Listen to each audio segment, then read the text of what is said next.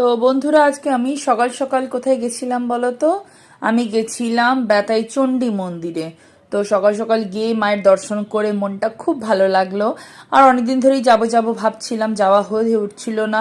তো ওখানে ভালো করে পুজো দিলাম, ঠাকুর দর্শন করলাম। আর আমার কাছে এটা একদম খুব ভালো জায়গা, কারণ আমি ছোট্টবেলা থেকে এই মন্দিরে গেছি। তখন আমি এখানেই থাকতাম। তো মায়ের দর্শন করে মনটা খুব ভালো হয়ে যায়, একদম মনে হয় একদম হালকা লাগছে নিজেকে। তো যাই হোক, একটু ভালো করে মন্দিরটা চারপাশটা ঘুরে দেখলাম, হনুমানজিকেও প্রণাম করলাম। আর এখানে গণেশজি আছে, আরও সব দেবদেবী রয়েছে। আর এই মন্দিরের বাইরে ধূপকাঠি আর প্রদীপ জ্বালিয়ে দিয়েছিলাম। হ্যাঁ, এখানেও আমি ভালো করে ঠাকুরকে প্রার্থনা করে আর এই যে লাস্টে ঘন্টা বাজিয়ে দিলাম। আমার এখানে আসা সার্থক হয়েছে, ভীষণ ভালো লাগে এখানে আসতে। তো তোমাদের কেমন লাগে এরকম মন্দিরে আসতে আমাকে কমেন্ট করে জানিও।